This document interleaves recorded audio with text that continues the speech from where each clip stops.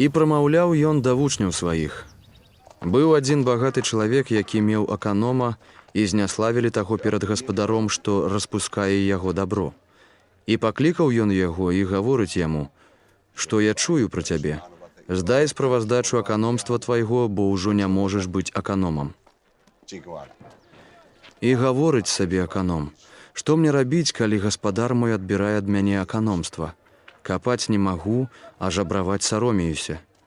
Ведаю, што мне рабіць, каб, калі буду адсунута ад аканомства, прынялі мяне ў дамы свае». Склікаўшы тады паасобку даўжнікоў гаспадара свайго, казаў першаму: «Колькі вінаваты ты гаспадару майму?» Той сказаў: 100 бочак алею. Дык сказаў яму: «Вазьмі распіску тваю, сядь хутка, напішы 50». Потым сказаў другому: «А ты колькі вінаваты?» Той гаворыць: 100 мер пшаніцы.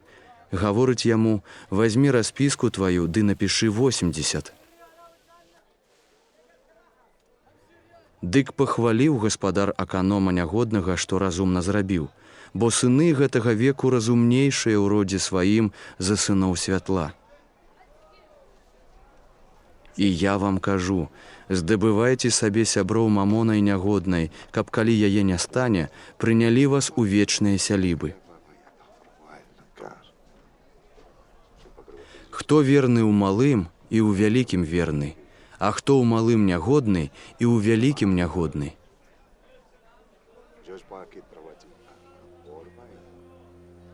Дык калі вы ў нягоднай мамоне не былі вернымі, хто вам даверыць сапраўднае? І калі вы ў чужым не былі вернымі, дык хто вам дасць вашае?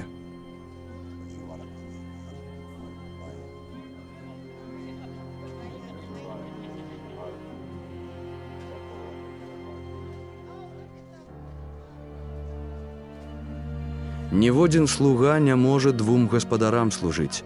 Або аднаго будзе ненавідзець, а другога будзе любіць, або аднаму будзе адданы, а другім будзе пагарджаць. Не можаце Богу служыць і мамоне.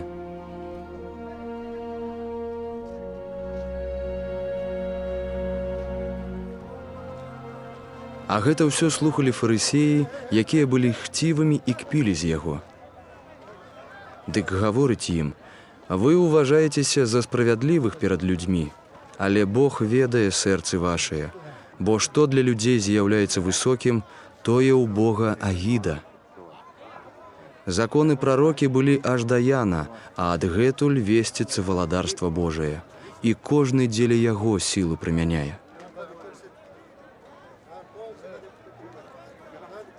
Лягчэй небу і зямлі прамінуць, чым адна крэска з закона знікне. Кожны, хто кідае жонку сваю і бярэ іншую, чужаложыць, і хто кінутую мужам бярэ, чужаложыць.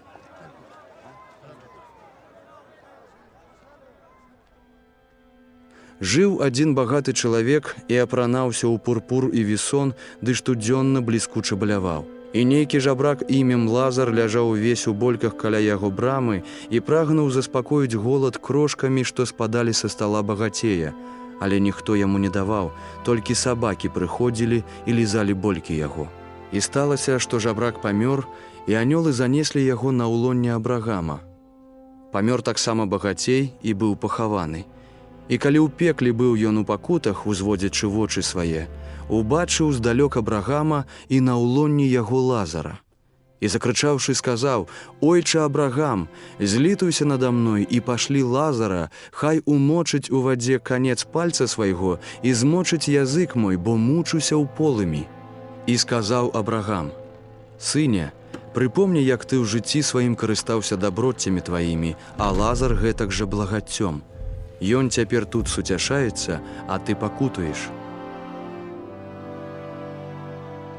Да ўсяго гэтага паміж намі і вамі прорва вялікая, каб тыя, што хочуць адсюль да вас перайсці, не маглі, а не адтуль да нас перабрацца».